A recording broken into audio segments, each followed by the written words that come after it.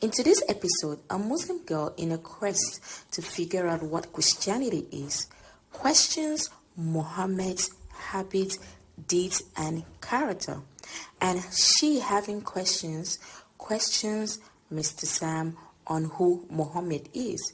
So just listen and have your own reasoning. I have a couple questions. I was born Muslim. I was born into Islam, and right. And I used to be super religious. Like I used to, wear the hijab and everything, pray 5 times a day. And now I'm just What's your ethnicity, by the way? I'm Arab.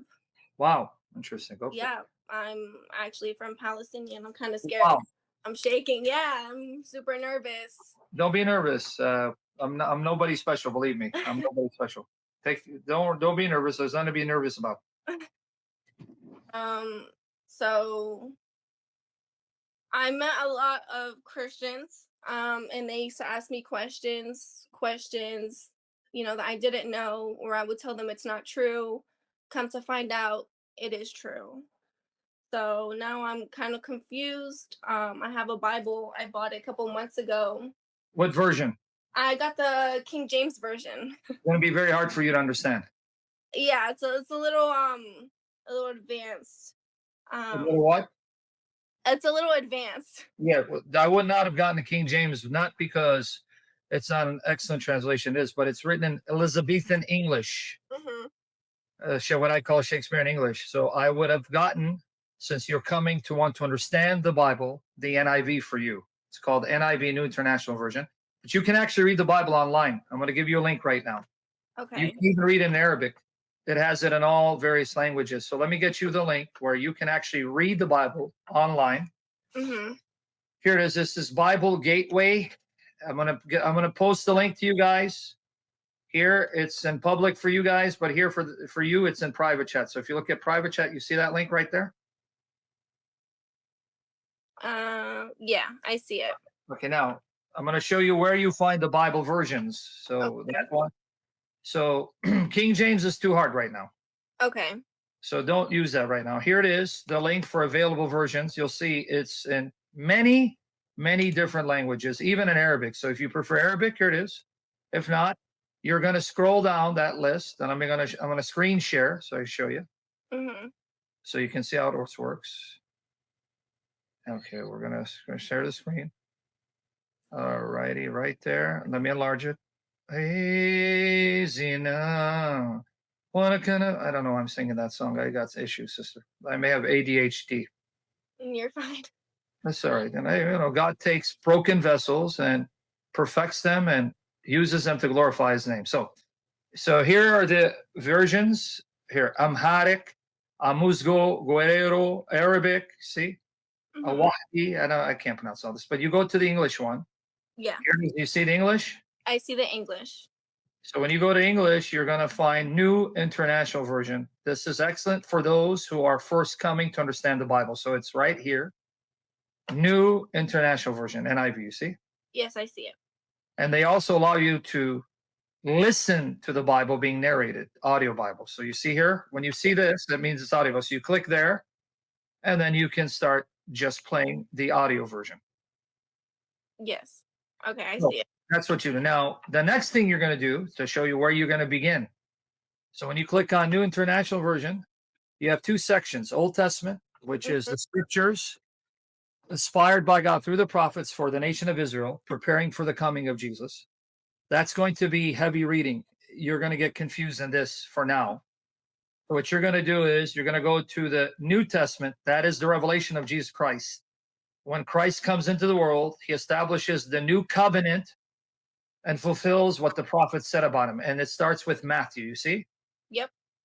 So what you're going to do for now, just so you know who the historical Jesus claimed to be and what he did, you're going to read Matthew, Mark, Luke, and John. Okay. That's the order. Matthew, Mark, Luke, and John. Then you're going to read about the history of the disciples of Jesus. When he went to heaven, he sent them out to establish his church and preach the good news. That's the book of Acts. So start with these. Matthew, Mark, Luke, John, Acts. And then when you're done with that, you can move forward to the other books But these books are in for people who have come to the faith, who have been baptized, so they can understand what the faith is and how to live it, like the book of Romans. But this is the history. Okay. What did Jesus do? What did Jesus say? How long did Jesus preach? Etc. And then Acts, what did the disciples of Jesus do when he went to heaven, then sent them out by the Holy Spirit? This is the history. Matthew, Mark, Luke, John, Acts. Now the rest are letters to churches instructing them about how to live, how not to live, and answering questions. That will come later for you. Okay. So that's what you do for now. Okay. But now you said you have questions. What are they? I do. So whew, sorry, I'm really nervous. So I Are you was nervous because I'm bald, or what are you nervous? no, I'm just, being told something was the truth for so long. Now I'm kind of stuck. It's kind of hard for me. Um, I understand. so someone had asked me if is it true that men can beat on women. I Yes. said absolutely not. Where did you find that? Oh, it's in your book. Show me. And, they would show me it, and I can't really defend it no more. Like there's nothing I can say because it's clearly there. That is there. Um and other things about the Prophet Muhammad. See, now I'm kind of stuck because sorry, I'm so nervous. Okay, no need to be. There's a lot of apparently there's a lot of horrific things about the Prophet. Yes, there is. Too many. Can you tell me? Can Sure. you show me? I want to know, Yeah, I will show you from authentic sources. I mean, because I'm assuming Palestinian, you were from a Sunni background. Yes, I am. Okay, well, I'm gonna sum up some of the things Muhammad did, and I'm gonna show you. And I have articles, and in my articles, I link to Muslim websites because Muslims will accuse us of lying, but then we quote Muslim websites. Number one, Muhammad sanctioned not only taking captive women and raping them, but married captive women and raping them, which is unlike the Old Testament, where the God of Moses told Moses, if you find a woman captive, because they go to war is inevitable. And we can talk about who started the war between the Muslims and the unbelievers. The God of Moses told Israel, you find a captive woman, you cannot enslave her, you cannot rape her. You give her a month to mourn, and then you marry her and treat her as a wife. And if you divorce her, you let her go. And yet here, Muhammad comes in the Quran and the Sunnah, and he says, when you take women captive, you can rape them. Now, they don't use the word rape, obviously. They're not going to use the term. But if I ask you a question, if you got taken captive because there's a war and the man has sex with you, do you think you'd be willing to have sex with your captor? No, absolutely not. Well, Islam says you have no choice. Once they capture you, you're their property. And he says you can even do it with a married woman. That's number one. Number two, I'm sure you know this, and it's not just with Muhammad, but the Quran sanctions this, and Islamic Sharia sanctions this. Muhammad not only took a 9-year-old to bed when he was 54, the Quran actually, I'm going to show you this step by step. I'm going to show you these three things. The Quran actually permits prepubescent minors, young girls who haven't reached puberty, to be married, for men to have sex with them, and divorce them to be married off again. That's in the Quran and the Sunnah. That's the second thing he did. And that's why to this day, in predominantly Muslim lands, not in the West, where Muslims know they can't do this and get away with this, and they try to present a rosy picture of Islam. To this day, in Muslim countries, if you go to Saudi Arabia, if you go to Afghanistan, wherever there's a Muslim majority, you'll have young girls, even before 9, being married off. And the only condition, and I'm going to show you this from authentic Muslim sources, not my opinion. I'm going to show you. I'm just going to show you the 3 points that I'm going to show you thus far. Yep. From authentic Muslim sources, the only condition, you know what the only condition is, sister?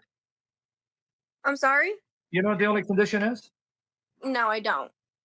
That she can handle penetration.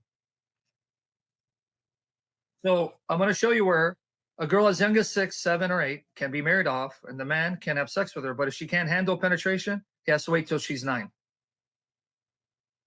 Wow. I'm going to show it to you. No, Jenny, it's not consent. Jenny, please don't chime in. Thirdly, Muhammad abolished adoption. He abolished adoption. Do you know why he did that? No, I don't. Because he had married his adopted son's divorced wife, Zainab. And then people started making fun of him, like, how could you take your son's wife? So then Allah abolished adoption, saying, well, adopted sons are not really sons, so stop calling them your sons. So Muhammad, the pervert, took his adopted son's divorced wife, Zainab bin Jahsh, and his adopted son was Zayd ibn Muhammad. But then he said, adoption is now abolished. And that's why in Islam, and you can go to your chef and tell him, in Islam, can we adopt children? Say no. You can take care of orphans. I'm not saying you can't do that. But when an orphan reaches age, he cannot live in the house if he's not a son. Why? Because you know about the issue of mahram. I heard about that, and it was actually I heard about this a couple years ago. I never really questioned it because I didn't understand. But wow, I did not know that. Okay, but let's say you heard about that. Hmm. How disgusting of a man that he would allow pedophilia, but then abolish a humane practice such as adoption, because that means in Muslim countries, there are orphans who don't know who their parents are, and there are couples who can't have children. And because of Muhammad, orphans can't be adopted and raised as children, and couples who can't have children cannot adopt children because of Muhammad.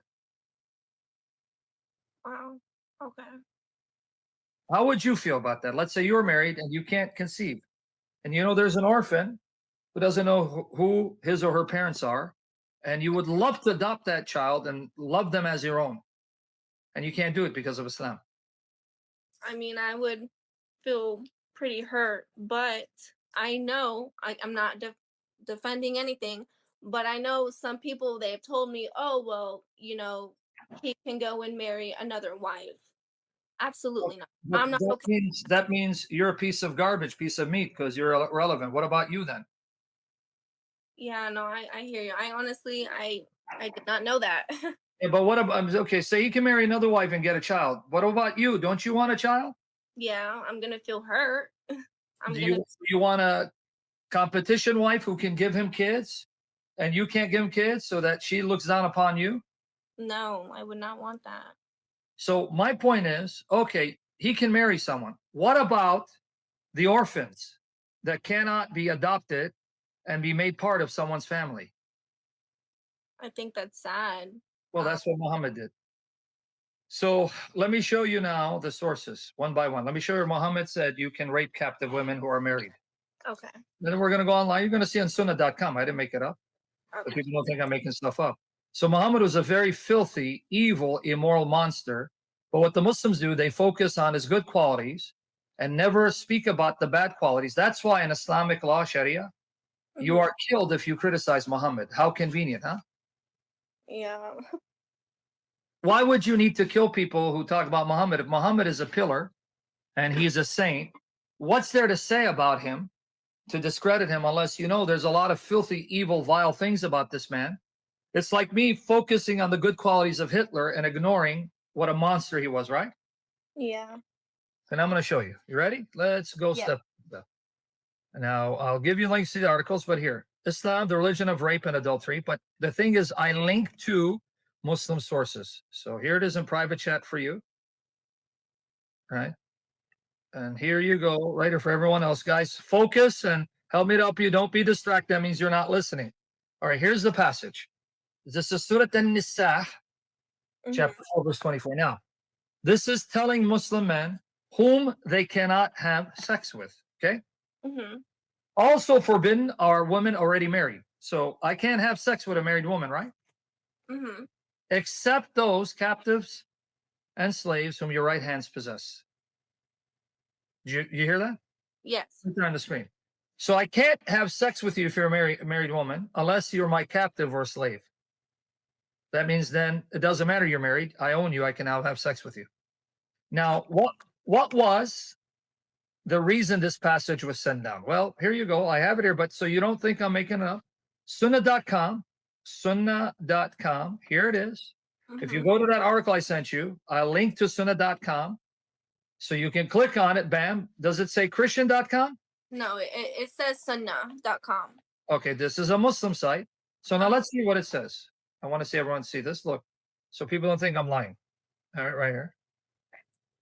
It says the Book of Suckling, and there's an interesting story related to this. Chapter 9, it is permissible to have intercourse with a female captive after it is established that she's not pregnant. If she has a husband, then her marriage is annulled when she's captured. Did you catch it? Yes, I see it. Okay, so if you're married and I take you captive, your marriage is void. Why?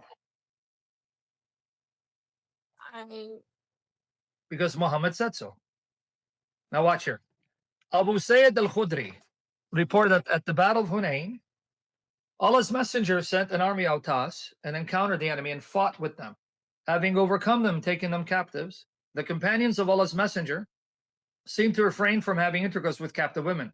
Why? Why didn't they want to have sex with them? Because of their husbands being polytheists. They were like, all right, well, they're married, their husbands are pagans, we refuse to have sex with them. Then Allah Most High sent down regarding that, and women already married, except those whom your right hands possess, i.e., they were lawful for them when their iddah period came to an end. Meaning, no, don't worry about it. You can have sex with them. Don't worry that their husbands are kafir. Don't worry about it, their husband's still alive. Just make sure they're not pregnant, so that you know if they're pregnant, it's not your child. So now plow into them and rape them. Now, I want to ask you a question. Mhm. Would a decent, moral married woman consent to having sex with her captor and her husband's alive? Would she consent?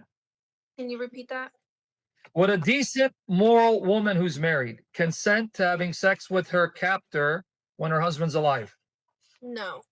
But it's not up to you, because it says that when you're taken captive, here, your marriage is annulled. You're his property. Your opinion doesn't matter. Wow. Exactly. Wow. But this is not just Sahih Muslim, which Mhm. is Sahih.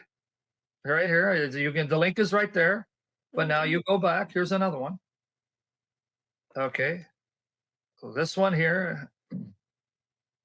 Let me go here. Here's another one from Sahih Muslim. Let's go back here. This is another one. This hadith has been reported on the authority of Abu Sayyid al-Khudri through another chain of transmitters, and words are, they took captives on the day of Autas who had their husbands. They were afraid to have sexual intercourse with them. When this verse was revealed, and women already married except those whom your right hands possess, meaning don't have sex with women already married except those that your right hands possess. Don't be afraid, they're yours. Okay. Well, watch here. This one comes from Sunan Abu Dawood, volume 2, number 2150. So when we click here, bam, Kitab al-Nikah. Do you know Arabic, sister? I do. I speak fluent Arabic. Okay, can I ask you a question? Yes. Nikah. If I forget the fact that they told you means marriage, Yes.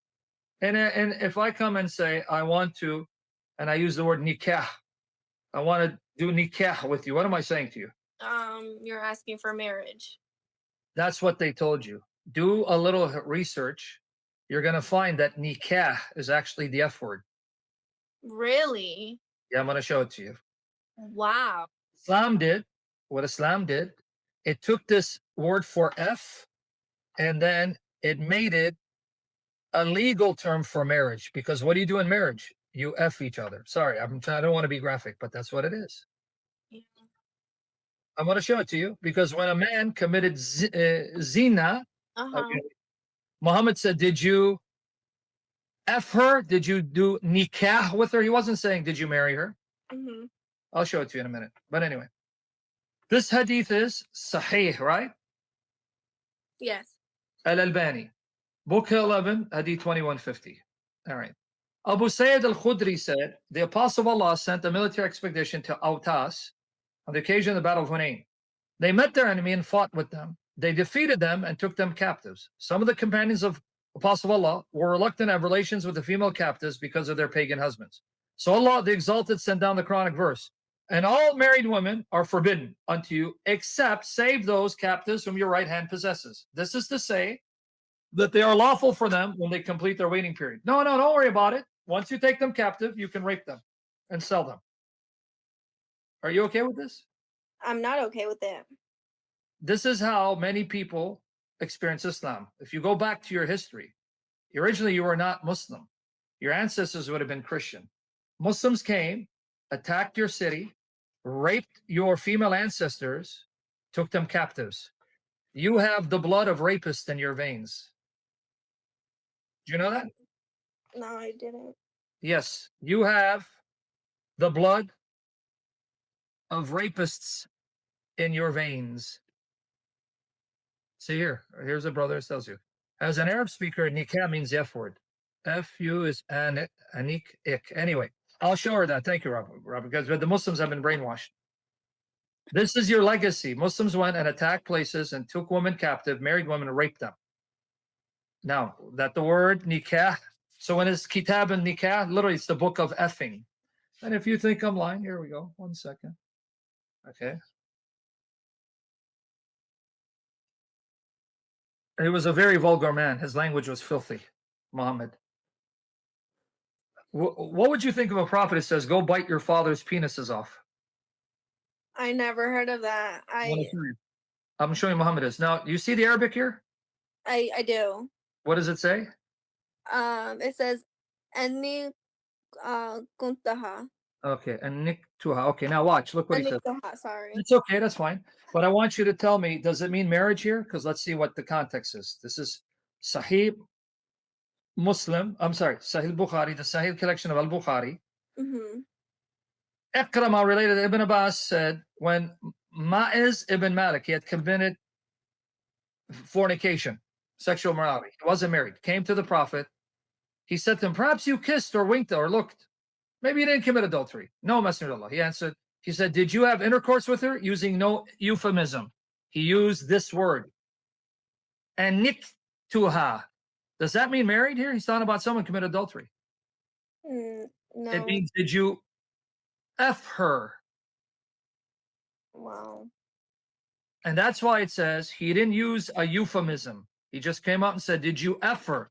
He didn't say, did you marry her? He was committing zina. Yeah. You got it? Yeah, I understand. Now, you see how filthy? So, kitab and nikah means the book of effing. So, when someone says he wants to perform nikah with you, that means he wants to F you. But legally, so they call it a marriage. Now, let me show you again his filth, because it's all tied in because you're saying how filthy Muhammad is. Now, watch Muhammad talking about biting people's penises off. Ready? Here you go. Right here. And now you see it's on sunnah.com, right here. Sunnah.com. Sahih Al-Adab Al-Mufrad. That's by Bukhari.